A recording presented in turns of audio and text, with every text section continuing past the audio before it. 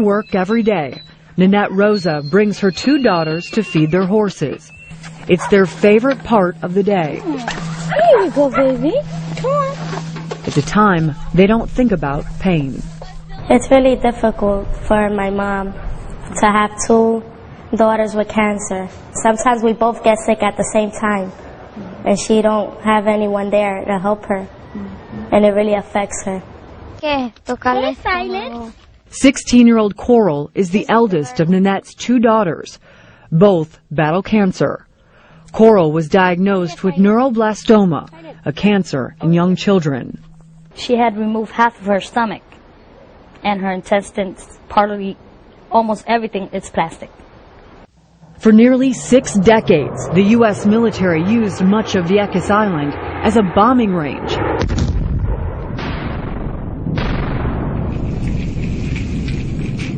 Now, about 3/4 of the island's residents, including Coral and her sister, Ina, are part of a lawsuit that claims the bombing range made them sick. How do you feel right now? Sometimes I feel sad because, everybody calls me plastic intestines. They say, oh, you plastic belly. And I told them, you know what? If you were in this condition, how would you feel? Yeah. Coral showed us what she lives with every day. So you could see how I feel when everybody teases me. Ina is Coral's 14-year-old sister. When she was 7, a large tumor was found in her mouth. What happened? Can you show me what happened? Okay, it started with swollen part. It was very swollen, and it looks like if there was a big ball of gum in my mouth, or a big lollipop. Okay. And I started having pains. The only thing that came out was blood. Ina was diagnosed with Ewing sarcoma, a bone cancer. You cannot walk down the street on this island without counting every house and knowing 2 or 3 people on the street that have cancer, or have had cancer, or have died cancer. John Eves Jr. represents the islanders in the lawsuit against the federal government. He's taken more than 1,300 hair samples from residents of Vieques, looking for heavy metals. These hair samples, I believe, are the strongest proof that the contaminants, the things that were in the bombs, lead, mercury, cadmium, arsenic, aluminum, are now in the people.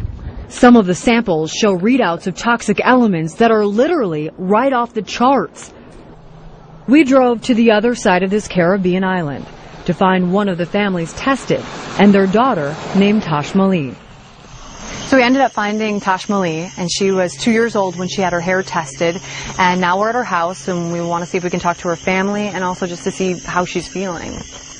Inside, Tashmali's parents told us she had been very sick. They fear she may get sick again. She used to look like she was in chemotherapy. Yeah. She started to get a lot of dark spots around the legs. She started having problems with. She don't have a good movement in her. Ella empezó a tener problemas en movimientos de las manos. And so you weren't surprised at all that this child did suffer, an illness? No, I wasn't surprised at all that this child had some problems, and the father talked about the neurological hands and the neurological damage that's very extensive throughout the island. I see that many times over. We hope that this child will not have cancer in the future, but we don't know.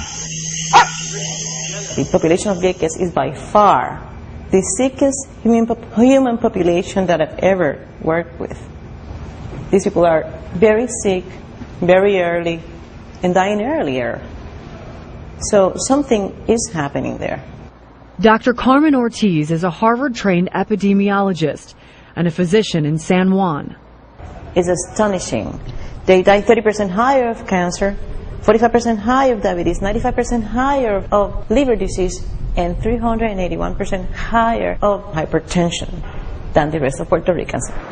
In 2003, the Centers for Disease Control and Prevention found no link between the Navy's contamination and the sicknesses suffered by the islanders.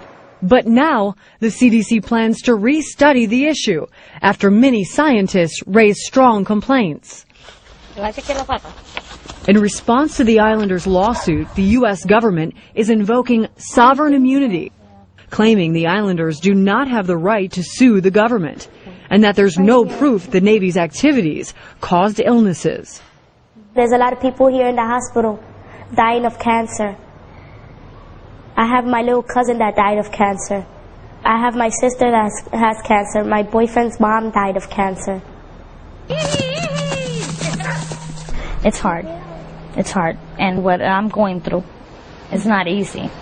Your daughters told me that sometimes they don't tell you exactly how they're feeling if they're not feeling well because they don't want to worry you. Yes, because I'm a type of mother that I cry so much. I've been hurt. It's too much pain. I have to hold on because of them. I have to hold on because they need me. But then I don't know if tomorrow I'm going to have them home. I don't know if when I wake up I'm going to see them.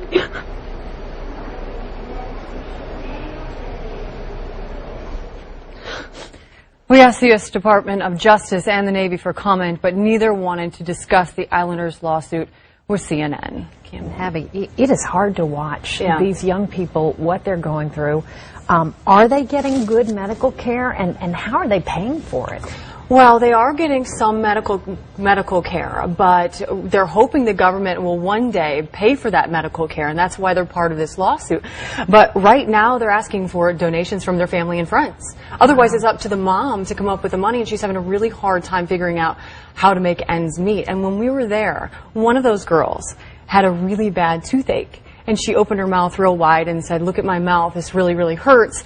And her mom wasn't able to bring her to the dentist because she couldn't afford it. Yeah. So what happens next with the lawsuit? Well, the U.S. government is wanting this lawsuit to go away. They want it to be dismissed, but that's going to be up to the courts in Puerto Rico. So we'll have to wait and see what happens there. But if this case is not dismissed, it will likely be a very long and complicated road before it ends up in front of a trial, in front of a jury. Abby Boudreau, excellent work. Thank you so much. Appreciate it.